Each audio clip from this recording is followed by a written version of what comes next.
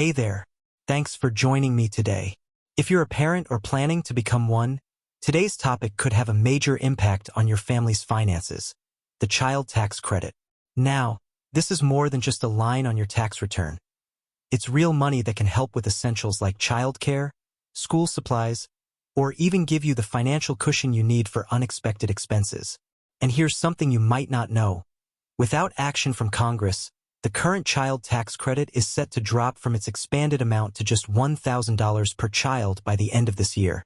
That's a big shift. But there's new legislation in the works that could turn things around in a big way. You see, right now there's a proposal called the Family First Act, which would significantly increase the child tax credit for families with young children under 6. The credit would jump to $4,200 per child for kids aged 6 to 17 and rise to $3,000. That's a huge difference, and it doesn't stop there. The proposal also introduces a $2,800 tax credit for pregnant mothers, recognizing the financial strain that often begins well before a baby is born. So, how does this all work? If your family earns at least $20,000 a year, you'd qualify for the full amount of the credit for pregnant mothers. The threshold is $10,000. If you earn less than that, you'd still get a portion of the credit. It's designed to help a wide range of families, not just those at the higher end of the income scale. And here's another important detail. You can claim the credit for up to 6 children annually.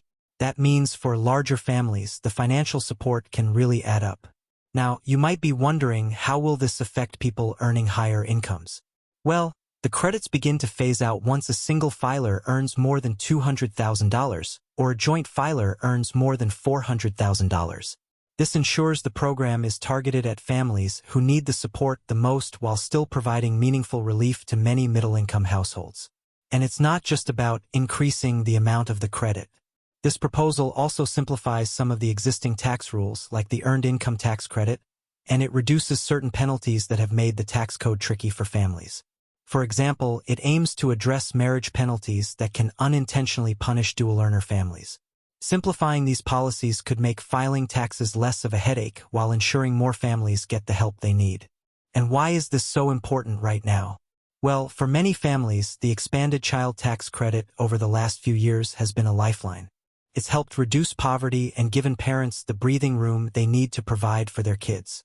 But with costs rising across the board, from groceries to child care, letting this credit shrink back to its old amount could leave families struggling to make ends meet. The Family First Act is designed to not only keep that support in place, but expand it in a way that acknowledges the challenges parents face today. And there's more. By including pregnant mothers, this proposal takes a broader view of what family support looks like. Preparing for a baby isn't cheap, and providing extra financial assistance during pregnancy can make a huge difference, especially for families already balancing tight budgets. It's a recognition that supporting families starts before birth, not just after. So what does this mean for you? If this legislation passes, it could mean thousands of extra dollars each year for your family.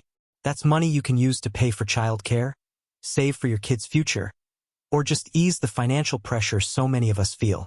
And even if you don't have kids yourself, this kind of support can strengthen communities by helping parents provide a stable environment for their children to grow and thrive. Now, I'd love to hear your thoughts. Do you think these changes would make a difference for your family? Are there other ways you'd like to see the tax code support parents? Let me know in the comments, and let's keep this conversation going. Thanks for spending a little time with me today. Understanding changes like this is one of the best ways to make informed financial decisions for your family, and we will be here to keep you updated. Take care, and I'll see you next time. Additional insights: the broader impact of the Child Tax Credit and the Family First Act. Understanding the full scope of the Child Tax Credit and the proposed Family First Act requires looking at the broader economic and social implications these policies have. Research from various economic studies highlights several key benefits and potential challenges associated with expanding child tax credits. 1. Reducing child poverty.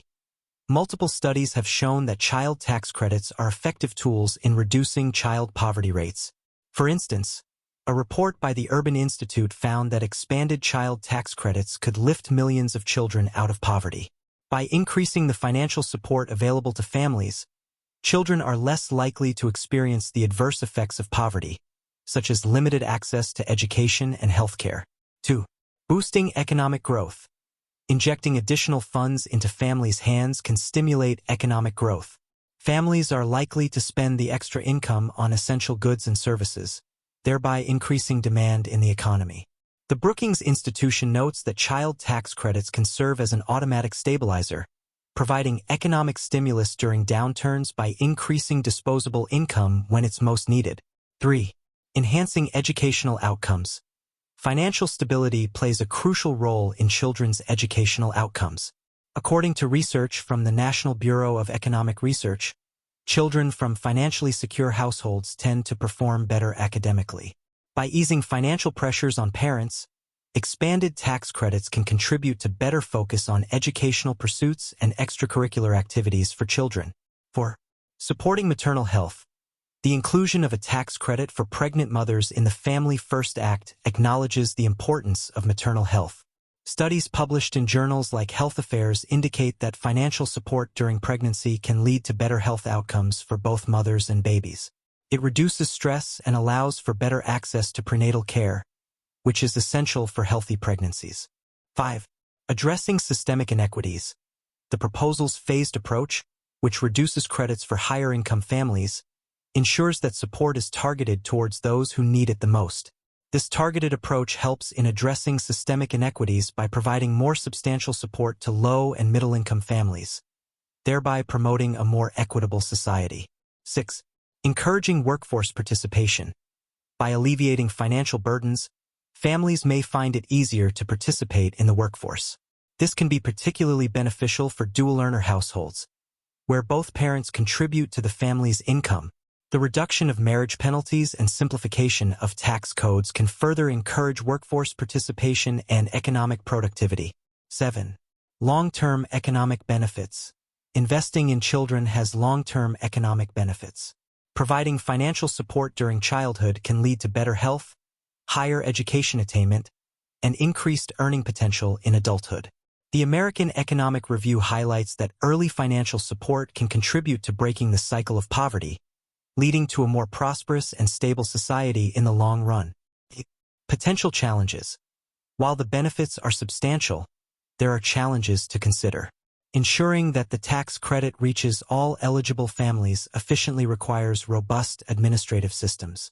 Additionally, there is a need to monitor and evaluate the impact of such policies to make necessary adjustments.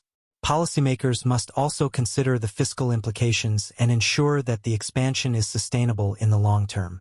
In conclusion, the expansion of the child tax credit through the Family First Act holds significant promise for improving the financial well-being of families and fostering a healthier, more educated, and economically stable society.